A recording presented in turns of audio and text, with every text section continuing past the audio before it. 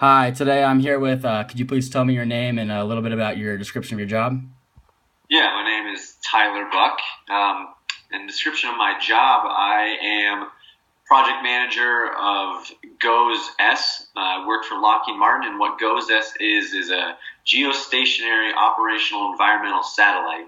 In layman's terms, what that means is the next generation of weather satellites. I oversee the day-to-day operations of the build of the satellite and coordinate with engineers and the technicians on the floor doing the work, maintaining that we're achieving our milestones and achieving our goal of getting to launch in March of 2018.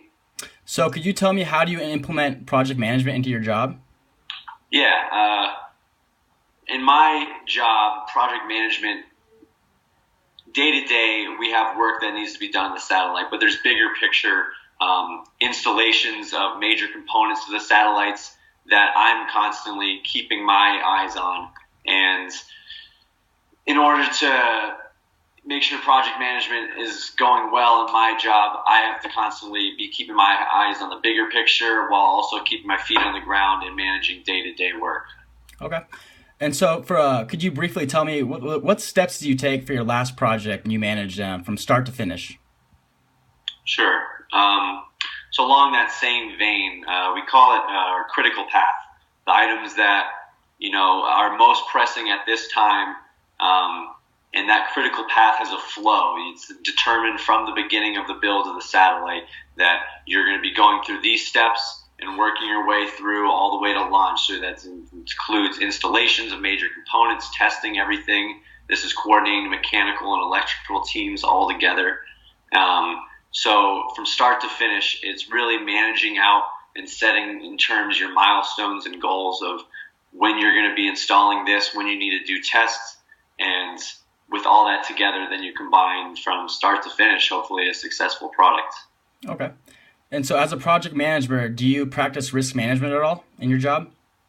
Yeah, well, sure. I mean, we're working with millions of dollars of hardware every single day. The total cost of this satellite, I mean, is being funded by NASA and NOAA. This big deal stuff, and so there's a chance of every day of hurting the humans working on it, people working on it, and damaging hardware. And so to practice risk management, we have a number of different safety practices, whether that be electrostatically discharging yourself before you even get into the area we work on the satellite to prevent electrical discharge malfunctioning any of the equipment, or whether that be drop mitigation so that someone doesn't drop a tool when they're working above the satellite that would damage critical hardware, or even when we're lifting something, making sure that all personnel are staying out of the lift path so that if the chance of something did fall, we avoid all risks. We take risk very seriously in the aerospace business because once you go to space, you can't just send someone up there to fix something. That's a very serious task. So we practice risk management in forms of contamination control and really preventing as much as mitigating as little damage to the hardware and people as possible. Right. Do you know of any ISO standards your company uses to for risk management?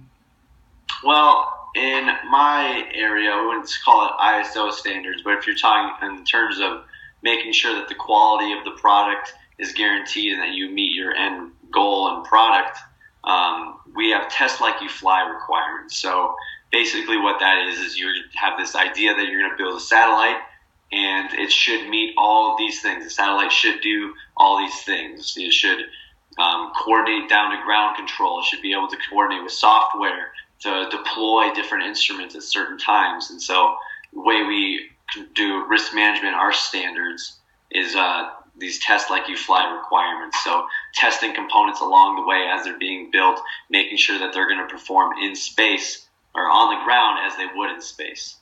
Okay. What was the biggest task you had or the most stressful part of project management in your last project?